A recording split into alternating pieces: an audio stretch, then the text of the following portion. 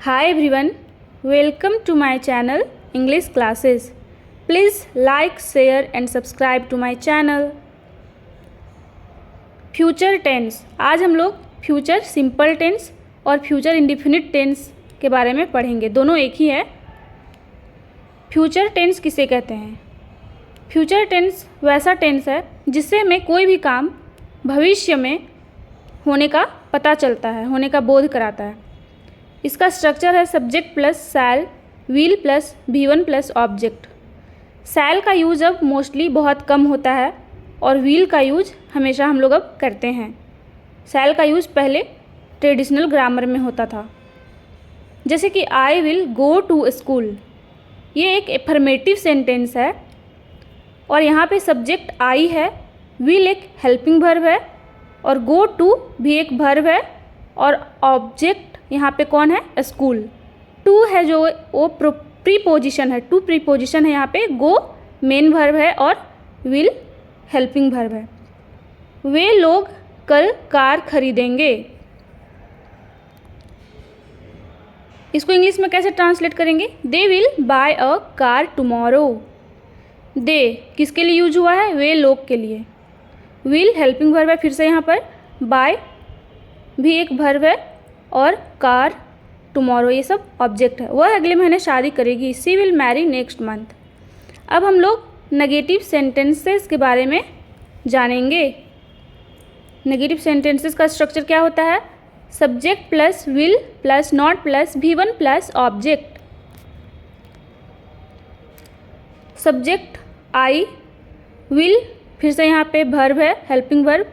उसके बाद नॉट का यूज़ करेंगे, उसके बाद फिर से V1 यानी कि मेन वर्ब का यूज़ करेंगे। टू यहाँ पे प्रीपोजिशन है और स्कूल। मैं स्कूल नहीं जाऊँगी। She will not marry. She will not marry. She हमेशा लड़की लोग के लिए यूज़ होता है और ही हमेशा लड़का लोग के लिए। वह शादी नहीं करेगी। वह शादी नहीं करेगी। वे लोग हिंदी नहीं बोलेंगे। इसको इंग्लिश में कैसे ट्रांसलेट करेंगे? तो they will not speak Hindi. They will not speak Hindi. इस तरह से हम लोग ट्रांसलेट करेंगे।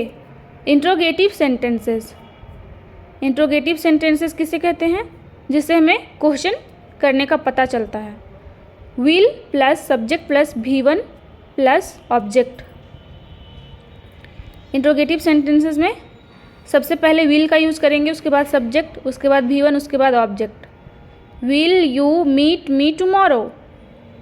विल उसके बाद यू सब्जेक्ट है, मीट भी वर्ब है और मी टुमारो ये सब ऑब्जेक्ट हैं। क्या तुम मुझसे कल मिलोगे? क्या तुम मुझसे कल मिलोगे? इस तरह से हम लोग ट्रांसलेट करेंगे। क्या वह कल स्कूल जाएगी? क्या वह कल स्कूल जाएगी? उसको हम लोग इंग्लिश में कैसे ट्रांसलेट करेंगे? तो सबसे पहले विल का यूज़ करेंगे, उसके बाद सी जो कि सब्जेक्ट है, उसके बाद गो टू स्कूल, उसके बाद कल। कल का इंग्लिश क्या होता है? टुमारो। तो इस तरह से हम लोग ट्रांसलेट करेंगे। क्या आप घर आएंगे? तो फिर से वहाँ पर विल, उसके बाद यू। यू किसके लिए यूज हुआ है? आपके लिए। और कम होम। होम यहाँ पे घर का इंग्लिश होता है और आने का इंग्लिश कम होता है। WH family. WH फैमिली किसे कहते हैं? How, what, when, which, where, when, ये सभी जो है वो WH फैमिली है, जिसे हमें क्वेश्चन करते हैं, मतलब कि प्रश्न उत्तर करने का पता चलता है हमें, उसे हम WH फैमिली कहते हैं। तो इसका स्ट्रक्चर कैसे बनाएंगे? WH फैमिली रहेगा सबसे पहले, उसके बाद विल का यूज़ करेंगे, उसके बाद सब्जेक्ट का, उसके बाद V1 का और उसके बाद ऑब्जेक्ट का। आइए हम लोग आगे सेंटेंस बनाते हैं और देखते हैं कि कैसे इंग्लिश में इसे ट्रांसलेट करेंगे। When will you go to school? इसका मतलब क्या हुआ? तुम स्कूल कब जाओगे? इसको हिंदी में ऐसे बोलेंगे। तो कब, कब का इंग्लिश क्या होता है? व्हेन। और उसके बाद विल यूज़ किए हैं क्योंकि ये फ्यूचर टेंस में है। उसके बाद यू जो कि सब्जेक्ट है, गो इसलिए यूज़ किए हैं क्योंकि ये वर्ब है, जाने का काम हो रहा है, तो ये वर्ब है, मेन वर्ब। उसके बाद टू स्कूल, तुम कब आओगे, when will you come, when will you come. I hope आपको समझ में आ रहा होगा। वह पाठ याद करेगा, he will learn a lesson, he will learn a lesson. मैं वहाँ नहीं जाऊँगी, I will not go there, I will not go there.